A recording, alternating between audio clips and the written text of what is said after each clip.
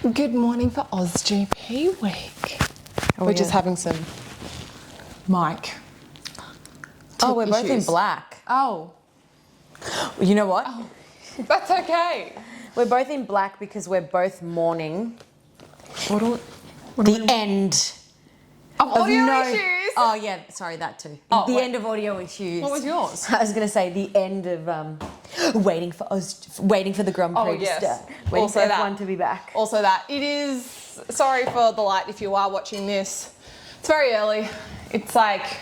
It's not that early now, but it was early because you and I both haven't slept. We both have slept like 2 hours. We are. So here we are. We're running an absolute risk as well, recording this in the morning. It's a public holiday. Tom has gone for a ride and he could be back at any moment. Just walking with his stupid bike shoes. Quack, quack, quack, quack, quack. People think heels are annoying. Have you heard bike shoes? Have you heard cleats at 5 a.m.? Is that what they're called, cleats? Cleats at 5 a.m. in the morning. I think he might be going for a ride with Carlos Sainz though this week. Yeah, because, can we talk about that though? Well, we can't say who with or anything like that except that. Yeah.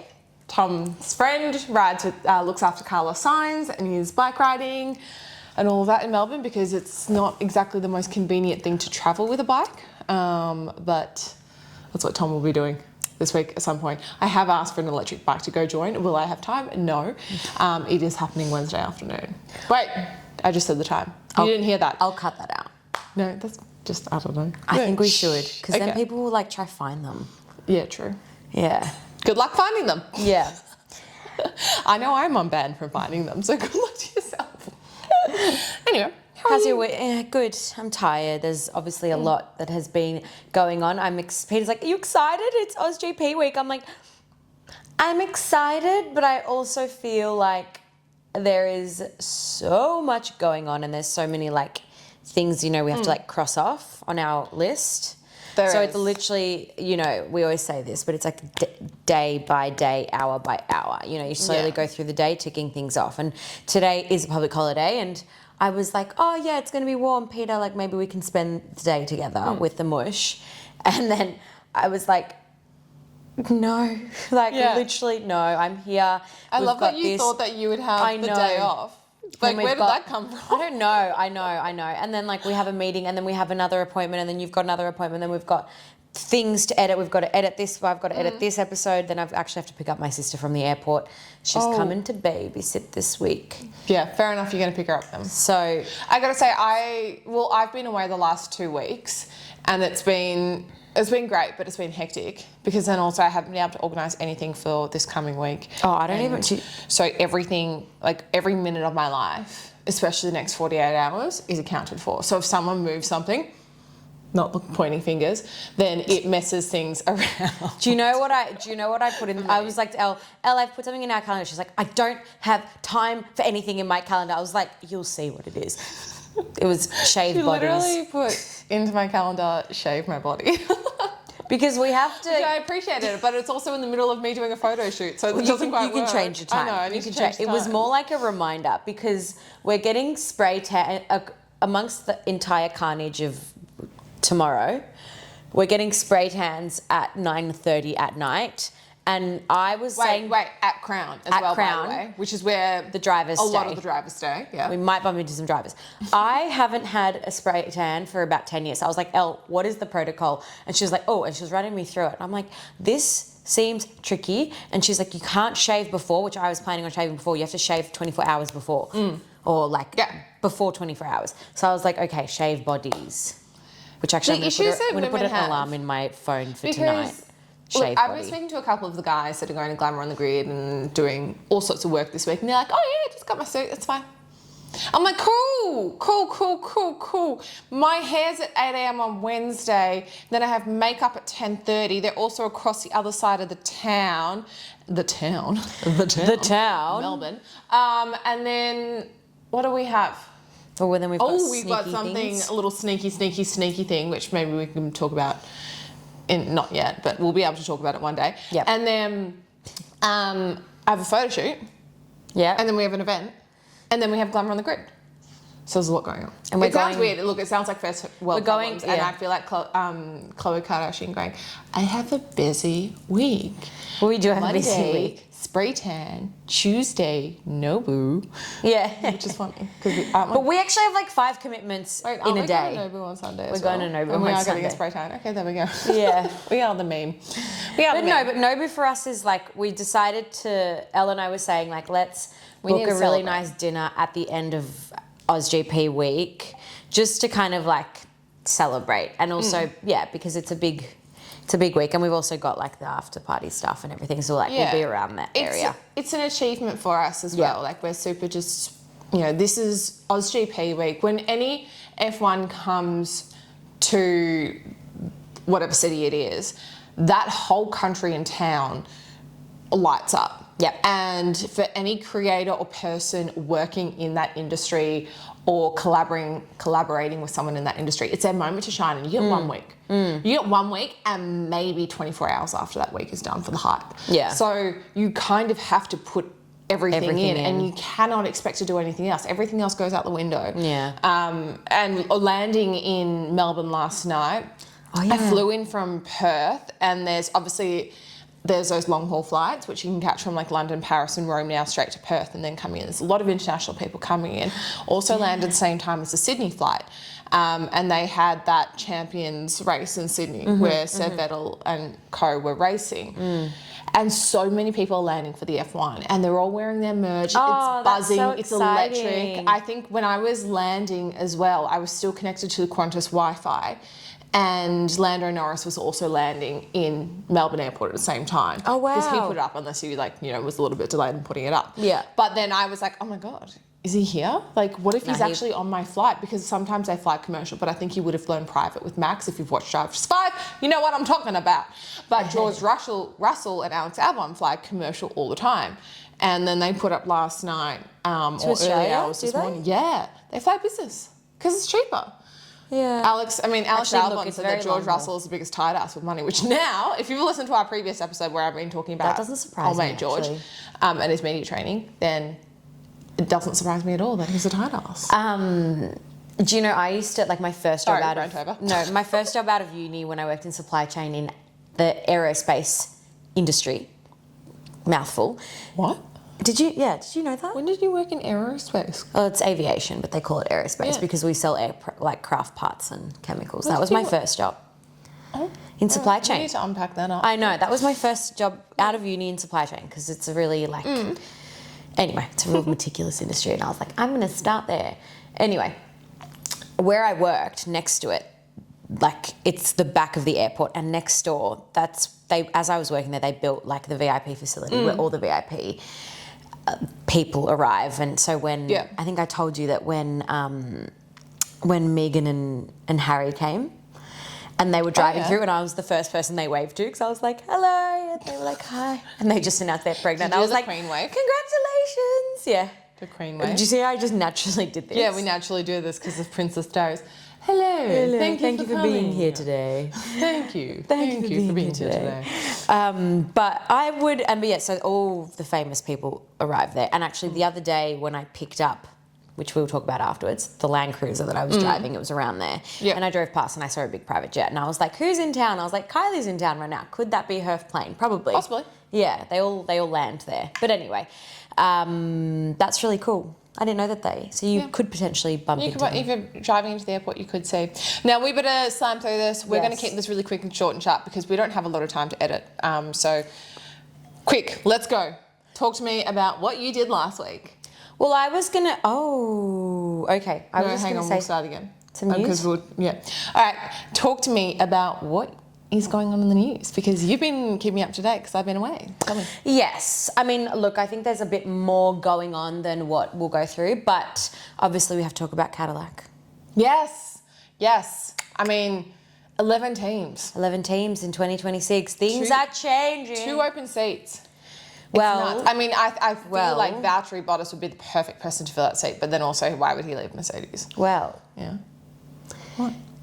I was listening to SBS in Spanish Yes. and I heard a rumour. Yeah. Checo Checo might be in that seat. Okay. And that doesn't surprise me because... Really? Yeah, because like... Oh, American brand. Yes. Brand. Yes. American and brand. and having, because that makes the sense. Hispanic population is so big in the US, it makes sense financially to have Checo in that seat because there's so many Latin Americans in the US that would support him. Okay, that makes sense. Yeah. Yep. Yep. All for it. Yeah. I was like, that's interesting. I did not And think Joe Guan that. Yu? Oh yeah. Maybe? Gosh, that would cha-ching, cha-ching. They'll be bringing in the dollars. It's actually been interesting because obviously, I mean, I'm sure we'll chat about it in more depth another time, but Drive to Survive has come out. I binged quite a few episodes. Couldn't sleep last night, so I was also watching it.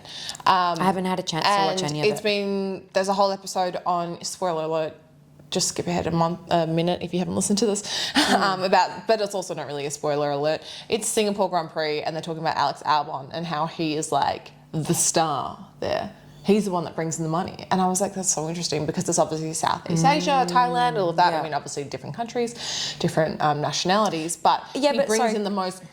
Yeah, but I think as well, like people that don't have a driver, it's like a lot of the Southeast Asian countries that don't have a driver would adopt Alex Albon. It's the same as like... also because he's an amazing personality.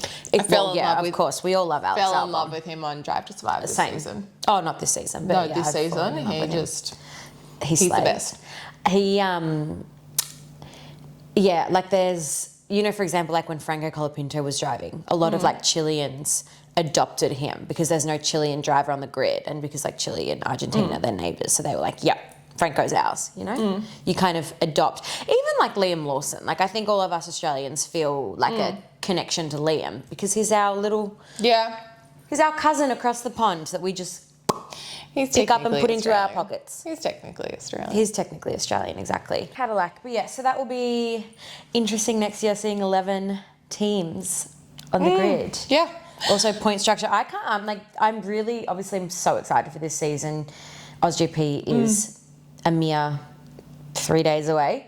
But next season, there's a big shake-up happening next season. And we're already having a massive shake-up this season as well because the fact that we have 8 rookies on the grid. No, 7. 7 rookies on the grid. Or 6, I can't remember. It is 6 rookies on the grid. 6 rookies on the grid. 8 team changes. Yes. 8 teams have changed. We have new rules. And we have the classic Australia Grand Prix Turn 1. Yeah. Like, this is already a massive change up. This is the first race of the season. We've got Lewis in Ferrari, which is just going to be like the biggest deal ever. Like, it's just... Sorry, side note, did you see that? There was like a video of Lewis like going around where he's like standing and like waving to fans. No. And then he like falls and everyone's like, oh! Like, oh my God. Yeah. No, I haven't seen that. Like, he slips off the tyres that he's standing on.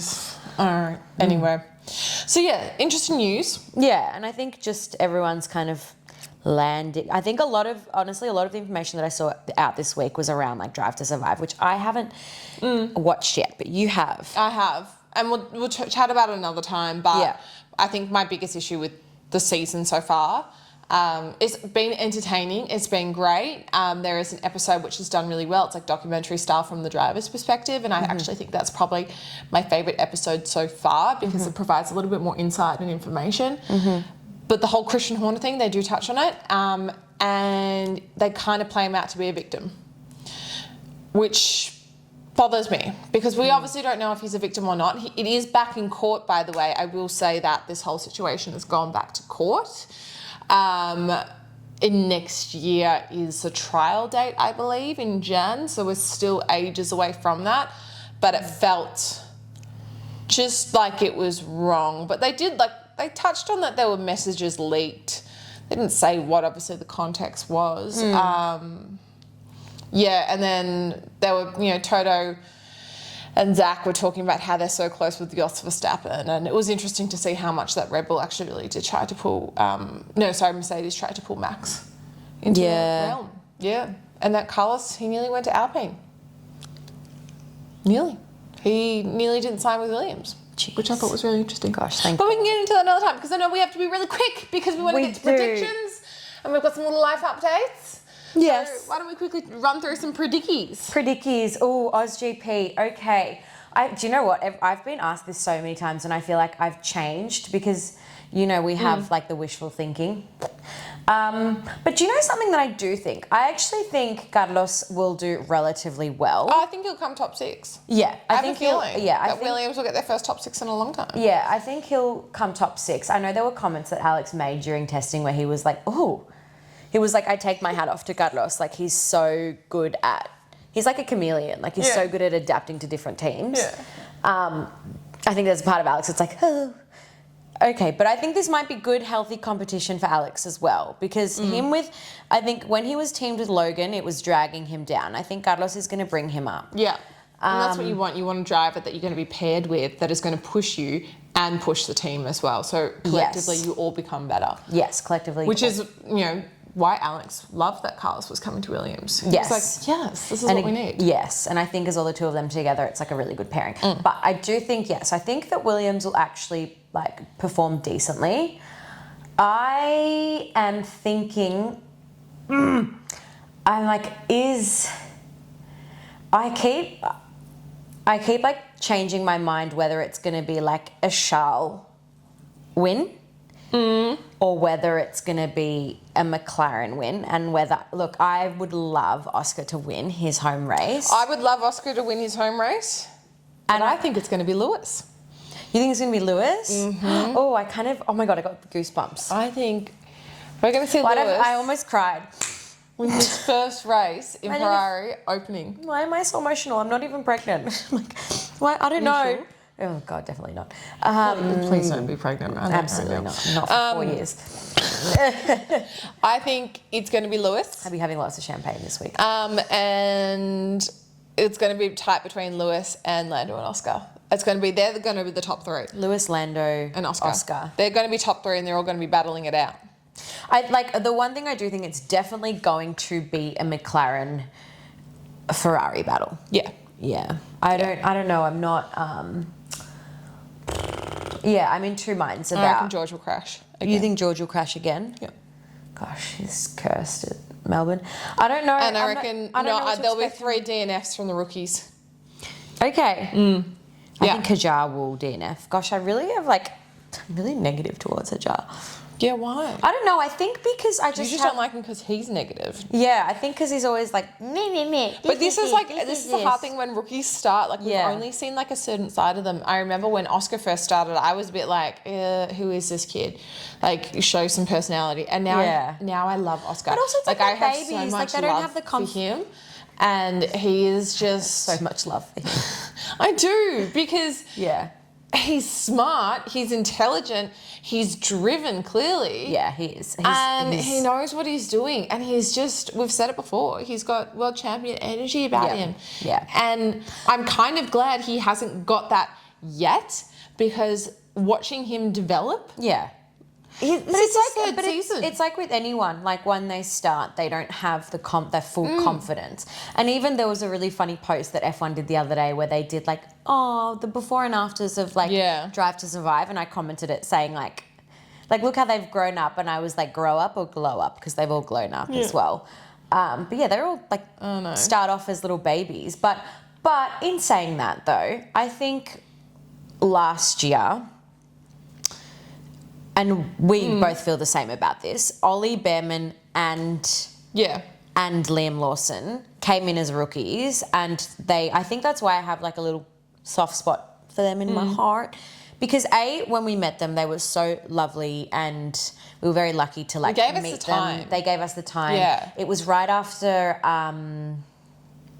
where was it, Singapore, where Ollie came 7th? Yes. I think it was Singapore. That sounds right. I can't remember now. No. Sorry, it wasn't Singapore. It was... Anyway, when he came 7th. Let's keep moving. Yeah, when he came 7th. Maybe... Yeah, anyway. When Ollie had just like come 7th. And he was so humble. And also seeing him that race weekend, which it'll come to me, that race weekend, how he performed. And he was so just happy and grateful and smiling ear to ear being in that seat. So smiling. And even regardless of if he were to come like finish 7th or not, he was so happy and grateful. And then the same with when Liam Lawson came in. Again, not just because he performed, but he was so happy and grateful to be in that seat. And look, maybe as well, I understand that when the rookies jump into those seats during practice, it is such a small window. And so they must feel like they have the weight of the world and so much pressure on them that they feel like they have to perform and that they can't stuff up. So when things aren't going their way, I get it. I would probably be an emotional wreck. Like I would just be crying in the corner, like sitting in a tire. So sorry, Hajai, if I'm being harsh on you. But yeah, I think maybe I have more of a like soft spot for people like Liam and Ollie because they have been filled with gratitude. They're appreciated. Yeah, but who knows? We'll see. But then I'm like, Gabriel, because he has the same name as my son. And then I think I was telling Peter, because we walked past... Sorry. Oh, yeah. The other day we were at Chatham and we walked past Adidas and we saw the campaign, the Mercedes campaign. I was talking to Peter about Antonelli and I'm like, Antonelli, he's going to do well this year. I think he's going to do well as well. Yes. But, I think there are predickies. There are predickies. But anything to expect over AusGP? No, I think it's just going to be a good week. It's predicted to be hot. Yeah. First time in a long time. Which is good and bad. We will be picking all outfits and stuff today and tomorrow. So that's definitely changed some of my mindset on things because you want to be comfortable. But no, I can't wait. I know, it's very exciting. I was thinking, it's like the coolest temperature that I saw was 26 degrees. I know. It was going to be 20 degrees on Sunday and I was like, great, I can wear long pants. No. Yeah. It's going to be hot. Yeah. It's going to be hot. But yes, some very exciting things. But hey, green flag and red flag for the week. Green flag is, I've just had the most wonderful week in WA. Do you have a red flag? Yes, I do actually have a red flag. But my green flag, swimming with whale sharks. This is, if you haven't done this before, I highly recommend it. It was my third time going up to Exmouth. It's one of it's like my favourite place in Australia. It's very hard to get to. It's actually cheaper for us people in Melbourne to fly to Europe than to get to Exmouth. I booked this 8 months ago using points because I ain't paying $2,000 return just to go somewhere in Australia. And being my third time, I was like, this is risky. You get dumped in the water in the middle of the ocean. You jump off the boat and it's 32 degrees in the water and it's 42 degrees outside. And the boat just drifts away and these beautiful, beautiful whale sharks who there's not enough research on them. No one has ever seen one mate. No one has ever seen one give birth because they go down to 2,000 metres depth. So any tracking that they put on them just implodes. And I sobbed. I sobbed in the middle of the ocean because I was so happy that I finally got to see them. And it was amazing. So special. And my red flag is that I got attacked by sandflies and it was 2 minutes before that we were supposed to have a meeting. And I had to sit in the sink, trying to have a meeting in regional Australia. And yeah, anyway, that's my red flag. It was funny when I was like, oh, Elle, because did you have to wear like wetsuits? Because when I swam with hammerhead sharks in the Galapagos, it was cold and like you didn't get the cute photos and I was imagining you and you're like, no, the water's boiling. And I was like, I'm so happy because the photos you got were sick and you look so hot and like you're in your bikinis and it wasn't, except for that funny photo that you sent us, which I loved. Oh yeah, if anyone wants to know, I accidentally uploaded a photo with my full-blown nipple out. I was like, it's a nice nipple. And I sent it to my parents, my in-laws. I left it online for about 3 hours and I showed Peter. He was like, you can't even tell. I was like, it's a nice nipple. He's like, it's a nice nipple. Oh, thank you. Yeah. Wow. It's like, it's not even bad. It's not like your I had a lot of people send it to me, being like, just FYI, that is your nipple. But like the photos not my first time I've done were stunning. Because you know how like as well when people go to the Great Barrier Reef and you have to wear those ugly stinger suits and it just kills the vibe. It's like you get a photo and you're like this. Oh, just so good. It is my dream to work as a photographer on one of those boats one day underwater. I think you'll be able to do it. And like we're swimming along in like one of the little reef areas because the Niggler Reef is right there. You step off the beach. And I'm just snorkeling around and I feel this tap on my head. And you kind of go, ooh, what the fuck was that? And I thought, it could have just been another swimmer. It was a turtle. And it was just like, it knocked me on the head. So one of us had swum into the other one, and I just swam along with it for ages. And then it was duck diving, and I'd duck dive with it, and then we'd both come up and it was a really special moment. And the photographer just happened to capture that, and so I got this awesome photo with Cassie. Apparently, that turtle's name is Cassie. No, so yeah. So what about yours? Green flag, red flag? Okay, well, yes, my green flag is that, so now I can talk about last week, and bummer that you couldn't be there, but we were invited to do a job with Toyota. I represented us. It was phenomenal. So it was basically all for the Toyota GR range. Yeah. So went down to Winton. There's a racetrack there. We are working with Toyota this week. Went down to Winton Racetrack, which is in regional Victoria. And so before that, I picked up a GR Land Cruiser. So I had a GR Land Cruiser for a week, and I was like, this car is phenomenal. I don't know how I'm going to go back to driving my car. Peter was like to me, you're going to feel big on the road. And boy, did I feel big. And now that I drive my car, I'm like, I'm too small. I need to go back to the Land Cruiser. I know that feeling. That's how I felt when I went from the Defender. The Defender, yes. And it's honestly like this car, it has everything. And because it was a GR Sport, it is fast as well. So I would take off at a red light and I like driving fast, and I would take off and beat everyone, and it was so good. And it's a fast car and it's a big car. The engine feels so powerful. It even has I'm after GP, I've got a whole review that I'm going to do it for it. It has a cooling box in the center console. Yeah. So I, on the way home from Winton, pumped my breast milk. Yeah. And put it in, and it kept. Because it was boiling. Female friendly. And I was like, I was thinking this is such a good hack for any mums out there, because it's such a good family car as well. The boot space is ginormous. I was thinking for you with the dogs as well. I know, maybe the boot space is ginormous. It's got seat coolers and heaters in the back as well. Oh, in the back? Yes, the That's fancy. aircon system in the back is incredible. That's fancy having that in the back. Yeah, I'm like, this car is probably one of the best cars I've driven, in terms of, you know how sometimes you'll drive a cool sports car or something and it's not big. This was big. But anyway, so that's about the Land Cruiser. But then, yes, down at Winton, I got to drive the entire GR range. So I drove the GR Yaris, the GR Corolla, the 86 and the Supra. And she did hot laps and skid panning. Yeah, I did skid panning. So I skid panned. So I did the Yaris. I think we've got to insert a little video clip of you here, because you were just smiling the whole time. I literally was saying my face was sore from smiling. So I did the skid pan in the automatic Yaris, and then automatic Corolla, and then the manual Yaris. And I was sort of I haven't driven manual for a couple of months, but I actually preferred it in the manual. I preferred the skid. Anyway, amazing, the skid panning. And then, hot laps, we did a Supra with the rally drive, so with Harry and Lewis Jones.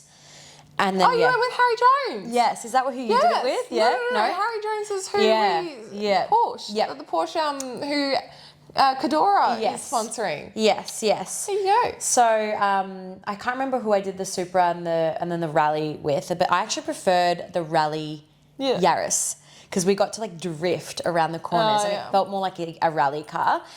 In terms of Winton's a slower track. I actually thought we would be going faster. We went up to about 170 Ks on the straight. It's funny because I was more nervous about my drives, because I don't know, I was I'm in control, I'm just a bit worried. Yeah. I adored it. It was amazing. And the driver, the instructor, the adrenaline, the instructor, he was so good, because they put the cones out for you to kind of where to take the best racing line. And I think driving these cars on track, you get to feel the power of the cars. And these are cars that you can literally go and buy yourself. Yeah.